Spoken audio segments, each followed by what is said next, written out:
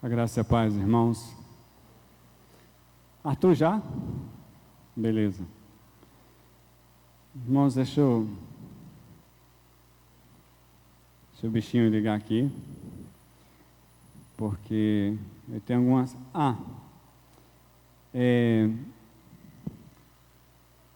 Domingo, 15 e 15 dias, nós tivemos hoje, nós temos a classe de casais da igreja. Na realidade, é algo como um protótipo, né?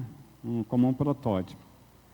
A gente está funcionando com a classe, eu diria híbrida, né? Mas por que híbrida? Porque eu fico aqui, porque nós temos a roda de conversa às 9 da manhã, e a classe de casais acontece às 10h30, 10h40.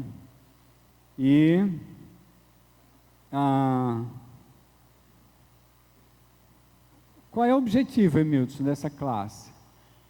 Eu tenho um objetivo muito amplo acerca dessa classe. Não obrigatório para os que participam, mas eu tenho um objetivo de amadurecer casais, para quem sabe no futuro a gente ter um centro de atendimento ou centro de aconselhamento para casais em Betânia. Então acontece online, né?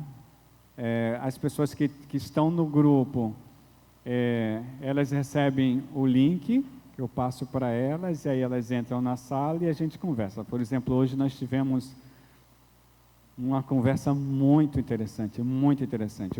O que eu estou fazendo?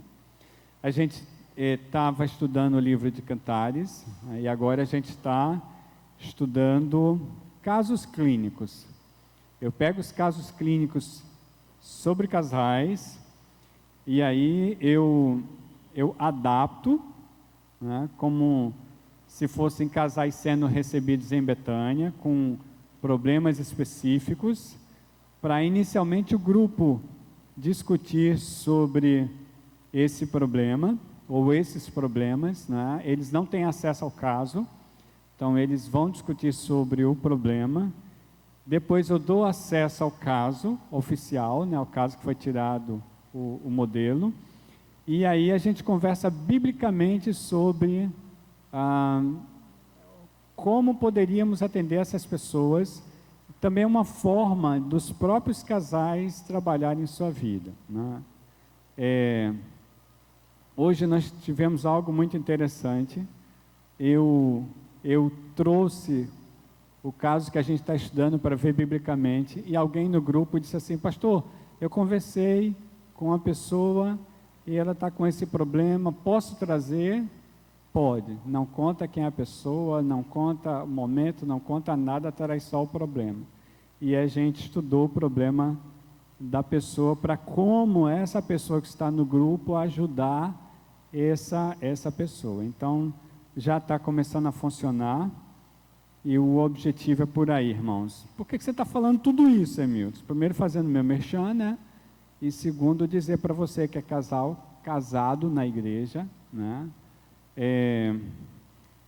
Que você, se quiser participar, é só falar comigo. Se quiser vir para cá, a gente vai participar presencialmente. Se quiser ficar em casa, eu mando o link para você e o casal participa. Bom, nós temos essa semana aniversariando Paulinho, né, filho de Poliana e Flavinho, no dia 22. Amanhã, né? Amanhã, Paulinho. No dia 24, irmã Marluce. E no dia 25, Lucas Barros. Cadê Lucas? Já subiu, né? Ok. Então, 22 Paulinho, 24 Marluce, 25 Lucas, né? A minha oração é que o Senhor continue derramando a sua sabedoria, para que esse povo literalmente seja usado pelo Senhor. Ali atrás nós temos o nosso termômetro, né, da construção, a Paula já falou sobre. Você tem um QR Code ali, aquele QR Code leva direto a nossa conta para a reforma.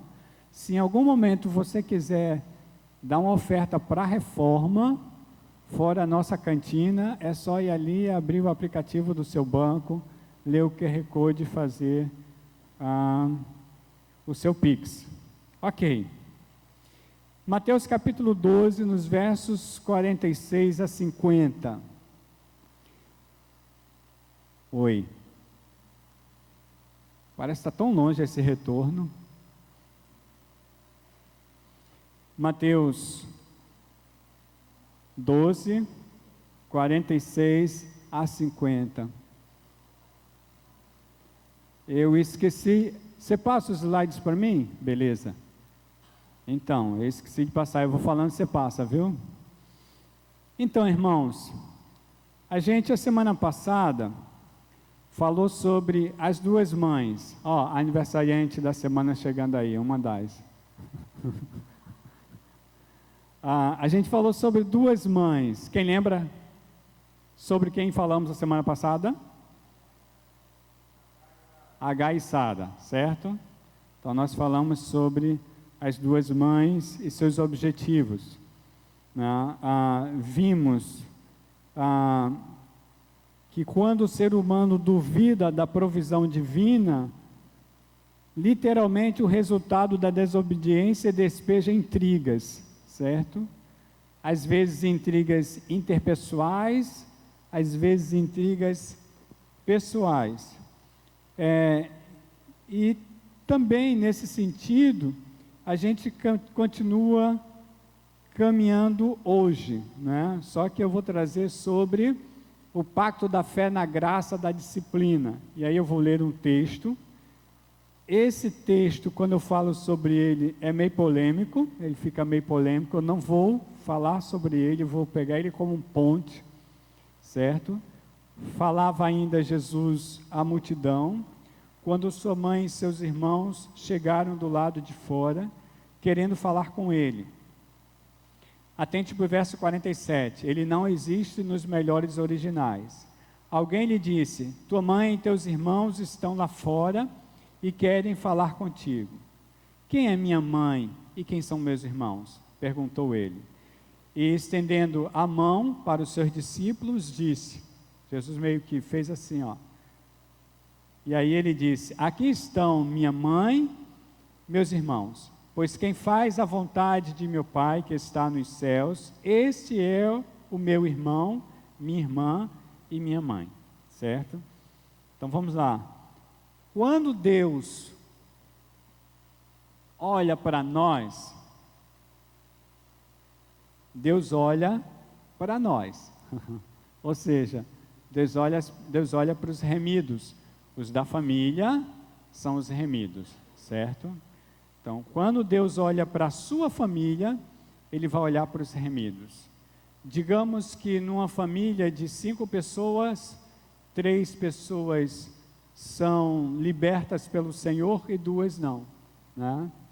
Deus olha como família dele as 3 pessoas, certo? Então, isso a gente precisa entender. Emilson, mas ele não tem misericórdia das outras 2? Sim, mas ele vai trabalhar com a família dele, certo? Então, isso a gente precisa entender. Porque geralmente o emocionalismo leva a gente a entender que, não, Deus vai trabalhar igualmente com todo mundo. Não, irmãos, Deus não trabalha igualmente com todo mundo. O que Ele faz com os da família é trabalhar especificamente por quê? Porque os da família têm o Espírito Santo. Quem não tem o Espírito Santo não consegue entender o que Deus diz. Isso é muito claro na palavra de Deus, está lá em Romanos capítulo 8, certo? Então, nesse sentido, eu quero dar continuidade para vocês, falando um pouquinho sobre isso, porque quando eu falo sobre esse pacto de fé, o pacto da fé, que ele é feito através da graça, é literalmente um pacto de disciplina, certo? Quando eu falo de disciplina, eu quero falar de discipulado, tá? Porque quando Deus escolheu Abrão, ele tinha um objetivo, tá? E ele não escolheu Abrão porque Abrão era mais bonitinho, porque era mais fiel, por causa disso, por causa daquilo, né? Pelo contrário, quando Abrão recebe o chamado de Deus, ele recebe o chamado para sair da família dele. Era uma família de idólatra. Aí você pode perguntar para mim, e Abrão também era idólatra, Emilson? Sim, ele seguia a família. O que Deus faz é exatamente isso. Ó, você precisa se retirar desse meio para que eu apresente uma terra para você. Vou levar você, vou dar para você uma terra e eu multiplicarei a sua descendência. Vamos lá, quando a gente olha para Mateus capítulo 12, nos versos 46 e 47, a gente percebe o quê? A gente percebe a mãe de Jesus querendo chegar perto dele, né? Jesus ainda falava à multidão, devia ter muita gente, e a mãe dele teve dificuldade de chegar lá junto com os irmãos, tá? Porque queria falar com ele. Supõe-se, né? Por que eu disse para vocês que o verso 47 não está nos melhores originais? Porque não está. Supõe-se aqui que algum copista, algum dia, interpretando o texto, disse exatamente isso. Alguém chegou lá para Jesus e disse para ele: olha lá, tua mãe e teus irmãos estão aí querendo falar contigo. E aí ele não diz assim, não, eles têm prioridade, eles são da minha família, né?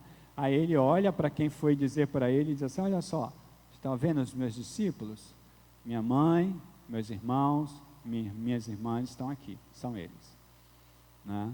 O texto não esclarece que Jesus Cristo tenha levado Maria até ele depois disso, certo? O fato é que ele deixa claro sobre isso. O pacto é um pacto de fidelidade, certo? Então aí eu já vou, passa para mim, por favor, Arthur. Já vou falando para você que o pacto de Deus com Abraão não foi um pacto egoísta, é um pacto de fidelidade, irmãos. O que você quer dizer com isso, Emildson? Eu estou querendo dizer que Maria estava querendo atingir as suas necessidades, né? E Jesus deixa claro que o importante ali naquele momento era a família que estava ao lado dele, os discípulos, certo? Então, a grande maioria de nós, e eu de vez em quando também, eu almejo as minhas necessidades. A grande maioria de nós almeja as necessidades, né? É meio egóico isso, egoístico, né? E quando eu falo de egóico, eu estou falando do ego, quer dizer eu. Então, eu. Quando eu falo de egoístico, é porque eu quero para mim, certo? Nesse sentido, quando a gente olha a história de Abrão, a gente vê diferente. Vamos lá para Gênesis capítulo 12, nos versos 1 a 3. Gênesis 12, 1 a 3. O Senhor chama Abrão, certo? E ele diz: saia da sua terra, do meio dos seus parentes, da casa de seu pai, e vá para a terra que eu lhe mostrarei. Aí ele diz assim: farei de você um grande povo. Eu o abençoarei, tornarei famoso o seu nome, e você será uma bênção. Abençoarei os que o abençoarem, e amaldiçoarei os que o amaldiçoarem.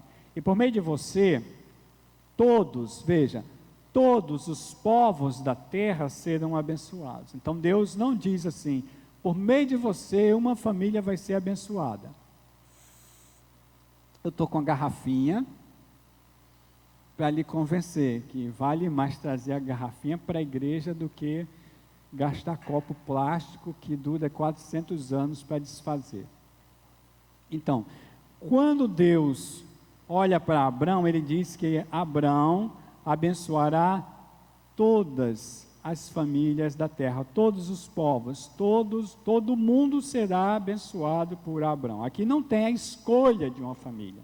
Deixo isso bem claro, irmãos.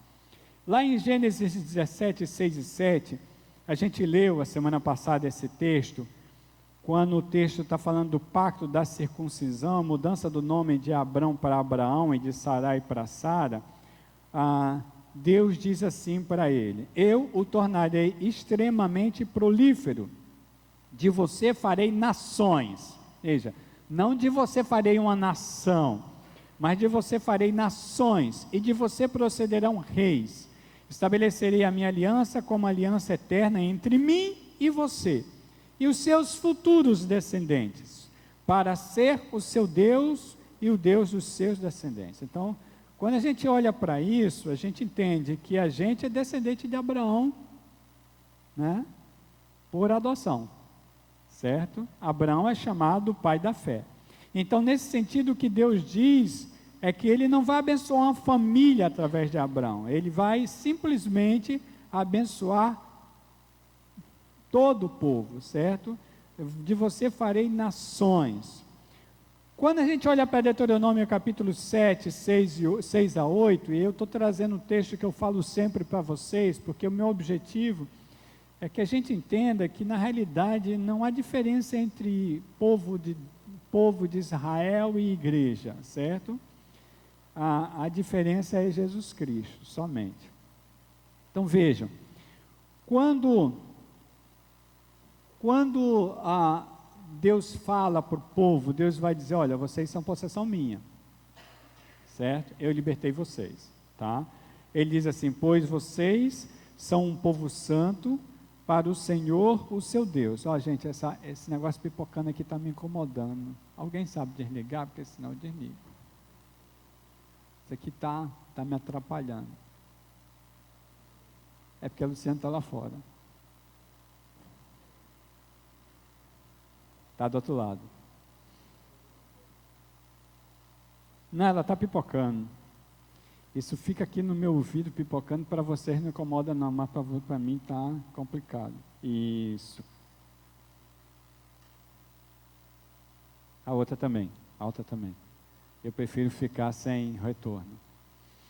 Então, obrigado, meu irmão. Está bem melhor, olha só. Bem melhor. Eu tenho rebaixamento de audição. Então, qualquer coisa fora dos decibéis que eu aguento, dói. Vamos lá. Deuteronômio 7, 6 a 8. Olha a fala de Deus. Pois vocês são um povo santo para o Senhor, o seu Deus. O Senhor, o seu Deus. Aí ele diz assim, o Senhor, o seu Deus, os escolheu dentre todos os povos da face da terra para ser seu povo, o seu tesouro pessoal. O Senhor não se afeiçoou a vocês, nem os escolheu por serem mais numerosos do que os outros povos, pois vocês não eram o menor, pois vocês eram o menor de todos os povos, mas foi porque o Senhor os amou, e por causa do juramento que fez aos seus antepassados, a gente está falando de Abraão, de Isaac, de Jacó, por causa do juramento que fez aos seus antepassados, por isso, Ele, o Senhor, os tirou com mão poderosa e os redimiu da terra da escravidão, do poder do faraó, rei do Egito. Quando você desce um pouquinho mais, Deuteronômio 7, de 11 a 15, gente, vocês vão ver uma coisa tremenda aqui. E aqui moram algumas interrogações, certo? Olha só o que Deus diz ao povo. Obedeçam, pois, a lei, aí ele está falando da lei de Moisés, isto é, aquela base de Êxodo 12. Obedeçam, pois, a lei, isto é, aos decretos e às ordenanças que hoje lhes ordeno. Se vocês obedecerem a essas ordenanças, as guardarem, ou seja, as praticarem, as cumprirem, então o Senhor, seu Deus, manterá com vocês a aliança e a bondade que prometeu sob juramento aos seus antepassados. Ele os amará, os abençoará e fará com que vocês se multipliquem. Ele abençoará os seus filhos e os seus frutos e os frutos da sua terra, o cereal, o vinho novo, o azeite, as crias das vacas e das ovelhas na terra que jurou dar aos seus antepassados. Vocês serão mais abençoados do que qualquer outro povo. Nenhum dos seus homens ou mulheres será estéril, nem mesmo os animais do seu rebanho. O Senhor os guardará de todas as doenças, não infligirá a vocês as doenças terríveis que, como sabem, atingiram o Egito, mas as infligirá a todos os seus inimigos. Preste atenção nisso. Porque aqui, o objetivo de Deus era fazer um povo, criar um povo, que esse povo fosse obediente a Ele, e Ele projetasse esse povo através de suas bênçãos. Esse é o objetivo. Irmãos, quando eu olho para a minha vida, sábado, eu estaria aqui dando o meu testemunho para os homens da igreja. Quem vier, vai ouvir. Não terá muita novidade, porque eu falo, não escondo minha vida em púlpito, conto tudo, mas o fato é que quando eu olho, hoje, 21 de maio de 2023, quando eu olho não muito longe, 20 anos eu percebo uma diferença muito grande, muito grande. Quando eu aprofundo um pouco mais, quando eu volto à minha idade de adolescência, quase beirando a juventude, eu fico estarrecido, porque a partir do momento que eu fiz uma aliança com o Senhor, eu mudei de vida. E não foi porque eu me esforcei, eu só me expus, certo? Eu só disse ao Senhor, eu vou te obedecer, Deus. Foi isso que eu disse ao Senhor. E Ele vai fazendo as coisas de uma forma, e que você vai percebendo assim, não, isso aqui não fui eu, mas aconteceu, né? Aconteceu. Eu lutei pelo mestrado, sei lá, 6 anos, nada. E aí eu montei um projeto para trabalhar com moradores em situação de rua, né? E de repente, vocês sabem da história, eu estou no mestrado, sem muito esforço, né? E o meu professor está gostando da pesquisa e já está me falando de doutorado. Calma, nem acabei o mestrado ainda, certo? Mas olha, eu olho para o que eu era, ou quem eu era, eu entendo que isso aqui está presente na minha vida. Quando ele diz assim, eu vou providenciar, olha só, nenhuma das 3 maternidades foram pagas no nascimento dos meus filhos. Era uma preocupação terrível para a gente, né? Deus vai dando estrutura para a gente que a gente não percebia que tinha, né? Deus vai montando as histórias de tal forma que você vai, como assim? Né? E eu estou com 2 filhos casados em suas casas, um já em andamento, já está montando o seu apartamento, né? E eu fico, Deus, essa semana eu vendo um filme, eu me envolvi emocionalmente, eu me peguei literalmente, copiosamente em prantos, lembrando da minha vida, do meu relacionamento com Deus. É disso que Deus fala. Aqui em Deuteronômio 7, de 11 a 15, é disso que Deus fala, só preciso que vocês me obedeçam, e deixa o resto comigo. Mas, o que é obedecer? Quando a gente olha para a família de Deus, passa para mim, Arthur, por favor. Quando a gente olha para a família de Deus, a gente entende que a família de Deus é o grupo dos discípulos de Jesus Cristo. E aí eu vou fazer um comentário com vocês aqui, eu acho que foi terrivelmente estranho, né? E assim, muito prejudicial quando começaram a nos chamar de protestantes, depois evangélicos, né? Porque tem 2 nomes na Bíblia que literalmente era como a gente devia ser chamado. Um é os do caminho. Os do caminho era o nome da igreja no 1º século, certo? A gente está no caminho. E o outro, discípulos. Somos apenas discípulos, tá? Então, nesse sentido, quem é o discípulo, a discípula de Cristo? E assim, foi proposital, botei o discípulo, a discípula, é politicamente correto, porque algumas irmãs iam me questionar, porque eu sou só masculino, tá, discípula também. Eu quero que vocês entendam bem o que eu estou falando. Quando a gente olha para Marcos capítulo 12, nos versos 48 a 50, que Jesus Cristo de repente faz assim, está vendo esses discípulos aqui? Essas pessoas são meus irmãos, minha mãe, minhas irmãs, certo? E aí ele diz assim, verso 49, ele estende as mãos, diz, no verso 50 ele diz assim, pois quem faz a vontade de meu Pai que está nos céus, este é o meu irmão, minha irmã, minha mãe, certo? Então, informação importante aqui é que discípulo faz a vontade do Pai. Discípulo de Jesus Cristo faz a vontade do Pai. Se não faz a vontade do Pai, pode ser evangélico, católico, espírita, protestante, qualquer outra religião citada, não é do Pai. Se não é do Pai, não tem o Espírito. Se não tem o Espírito, não tem o Espírito Santo, não é discípulo, não é discípulo. Aí passa para mim, passa para mim, por favor, Arthur. Ok.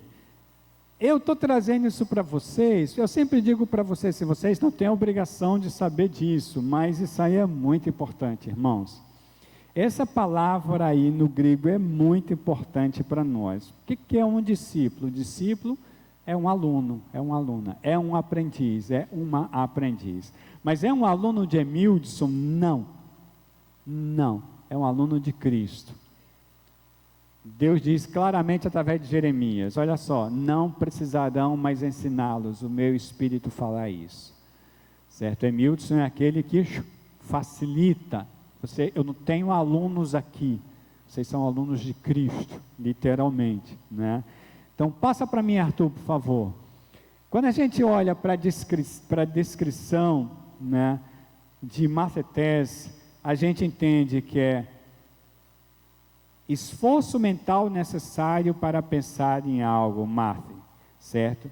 E nesse sentido é um seguidor, é um aprendiz de Cristo, aprende as doutrinas das Escrituras e o estilo de vida que elas exigem. É alguém catequizado com a instrução adequada da Bíblia, com o seu acompanhamento necessário, certo? Então, é aplicação de vida. Eu digo que Evangelho é vida na vida. É vida na vida, irmãos, certo?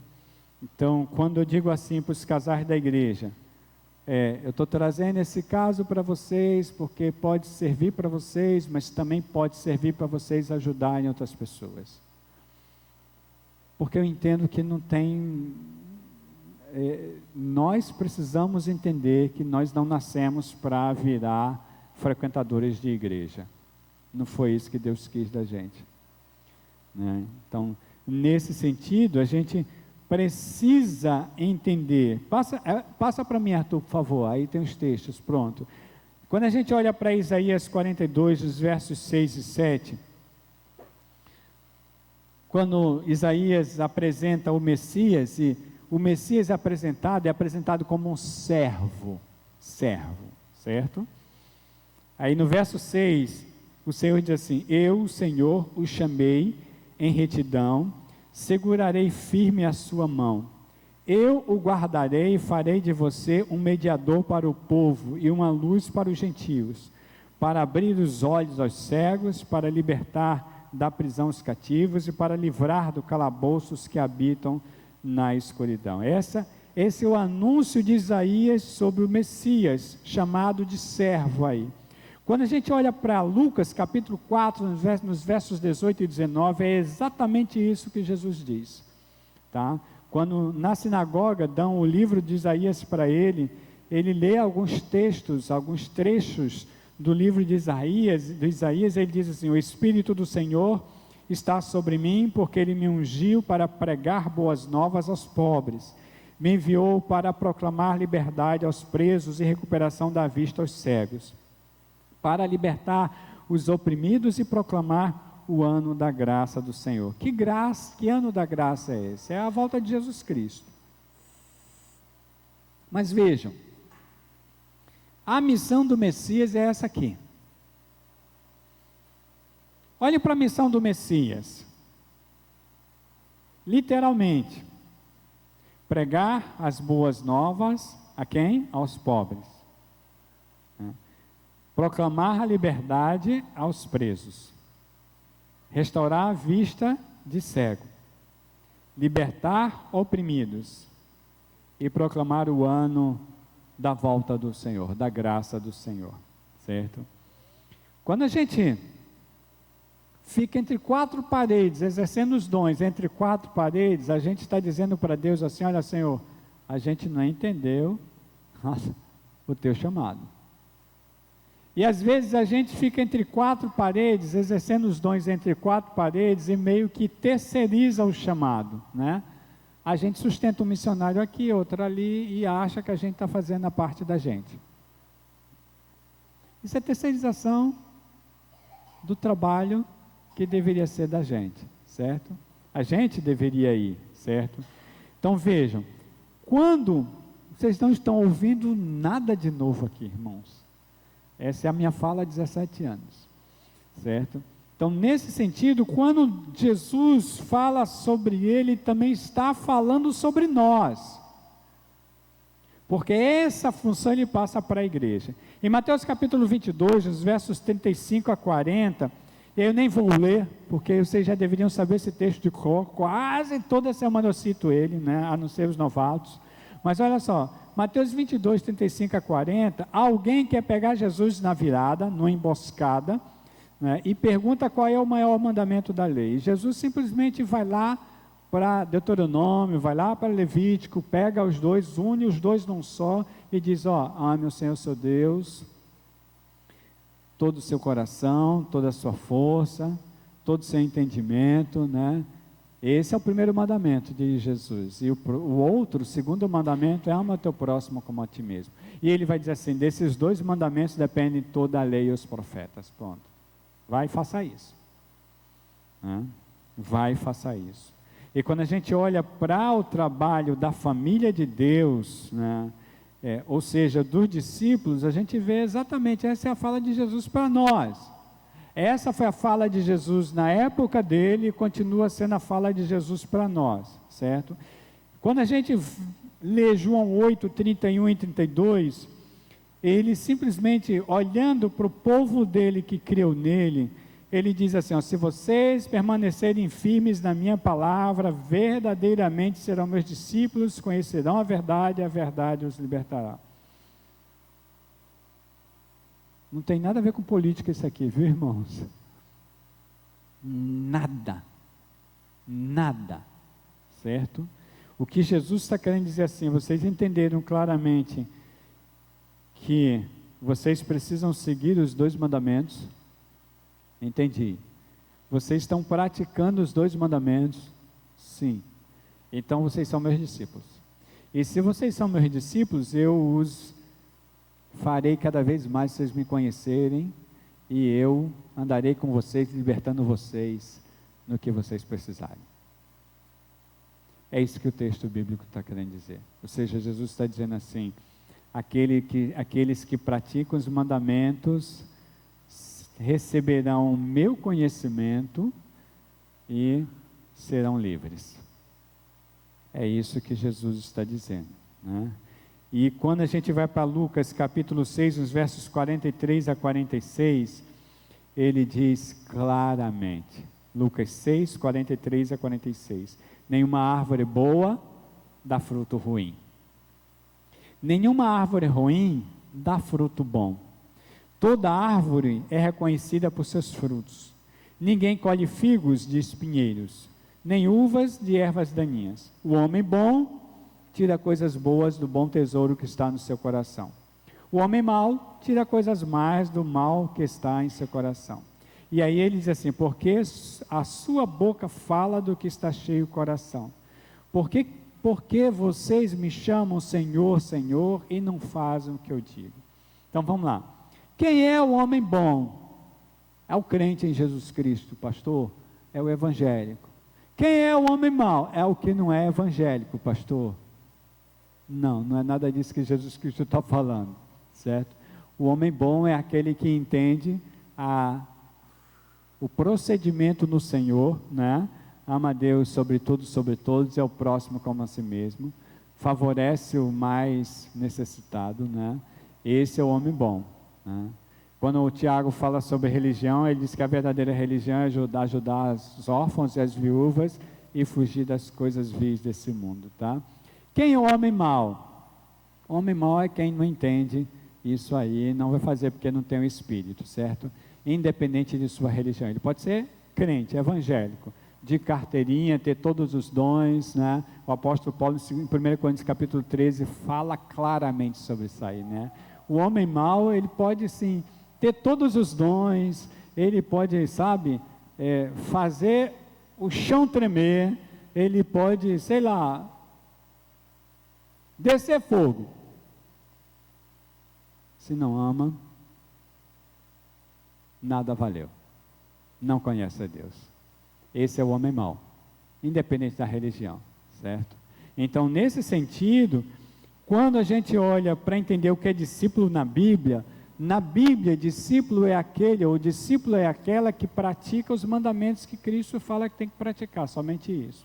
Irmãos, se nós entendermos que nós somos, segundo Pedro, né? Segundo a fala de Pedro, quero dizer, somos possessão de Deus, somos lavoura de Deus, somos família de Deus, né?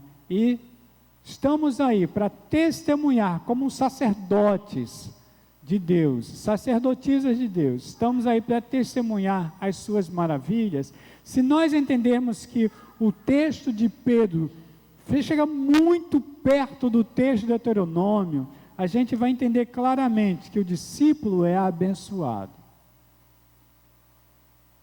O homem bom é abençoado. Quem não entende isso, não consegue entender o que é bênção. Tem que se esforçar para poder conseguir as coisas. Certo?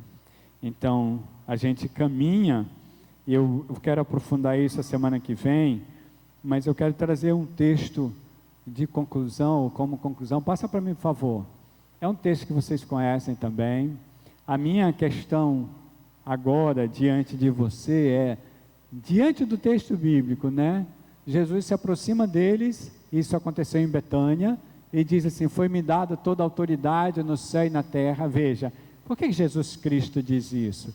Porque ele deixa claro depois que essa autoridade ela é transferida para a igreja através do Espírito Santo. Ele fala isso em João 14, João 16, certo? Ele diz: foi-me dada toda a autoridade no céu e na terra. Aí ele diz assim: portanto vão e façam discípulos. Isso é uma ordem, tá? O que é fazer discípulo? Essa é a grande questão. Essa é a grande questão. O que é fazer discípulo? É ensinar dons? É ministrar aula? Né? É fazer escola bíblica? Né? Fazer discípulo é trazer pessoas para a igreja porque o pastor ore, faça apelo e a pessoa levante a mão? Isso é fazer discípulos? A Bíblia não diz isso não, viu? Então ele diz assim, primeiro ele determina: vão e façam discípulos de todas as nações, batizando-os em nome do Pai, do Filho e do Espírito Santo. Então isso não é uma simples pregação sobre salvação. Aí ele diz assim: ensinando-os a obedecer a tudo o que lhes ordenei, e eu estarei sempre com vocês até o fim dos tempos. Então, olhando Mateus capítulo 22, quando Jesus Cristo fala sobre os 2 mandamentos, o que é ensinar aqui? Me digam. Alguém sabe me dizer o que é ensinar? Acho que eu não fui claro, né? Quando Jesus diz assim: vão e façam discípulos ensinando, o que quer dizer isso? Que eu tenho que fazer um grupo, montar um quadro negro e ensinar como seguir a Jesus Cristo?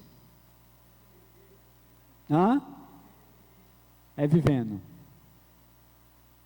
Se discipula vivendo. Se ensina vivendo. Evangelho não se ensina em sala de aula, irmãos.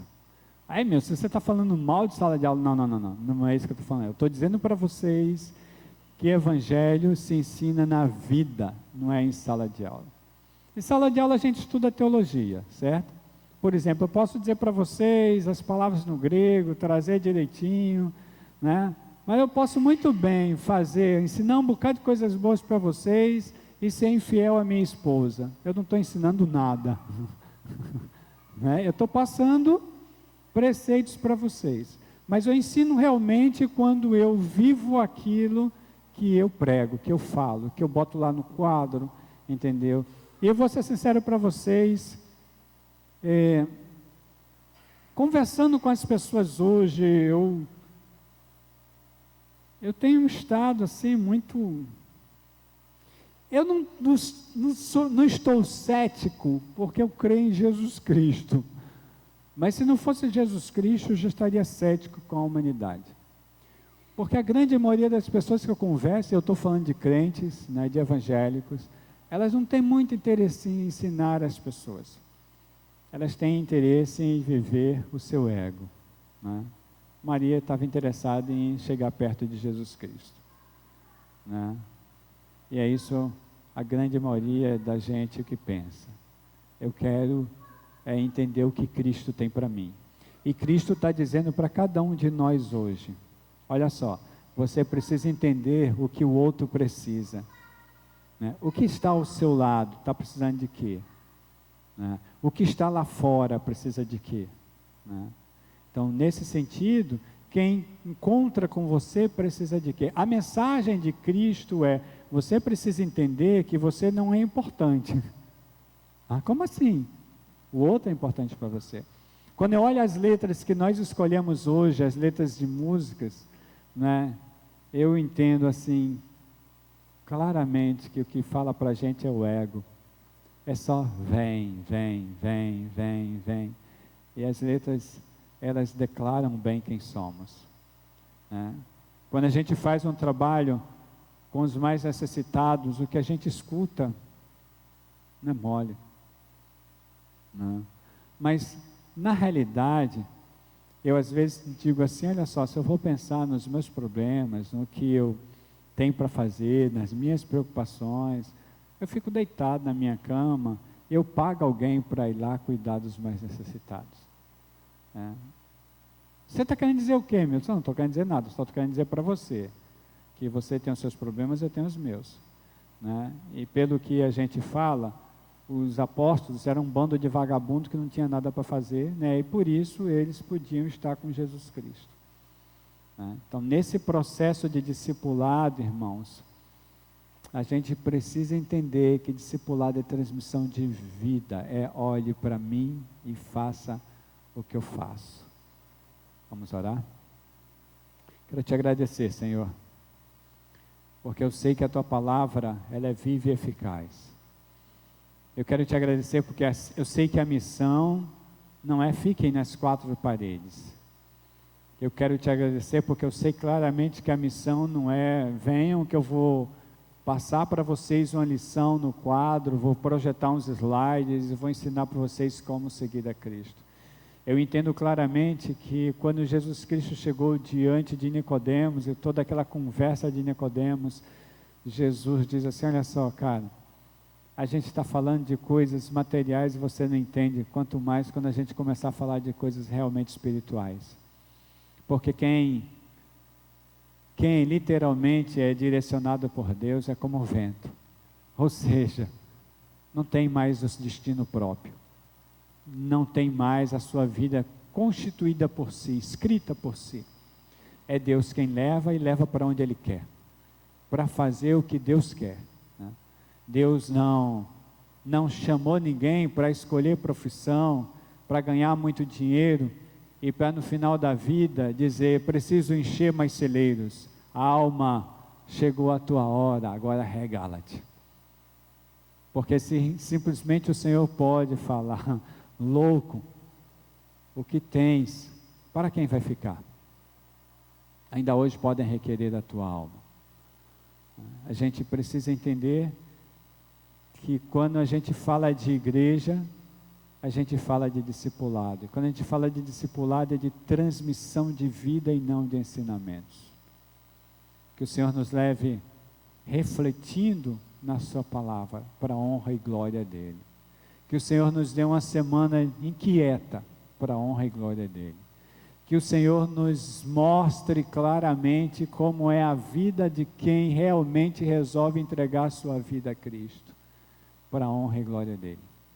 Assim eu oro, entendendo que o Teu amor, a Tua graça, a Tua paz, a unção do Teu Espírito, estará sempre, sempre, sempre com aqueles que entendem o que é ser discípulo. Assim eu oro no nome de Jesus. Amém. Uma semana abençoada, uma semana de reflexão, e nós estamos com a cantina lá fora para você quiser lanchar e ajudar na reforma da nossa igreja. Deus abençoe vocês.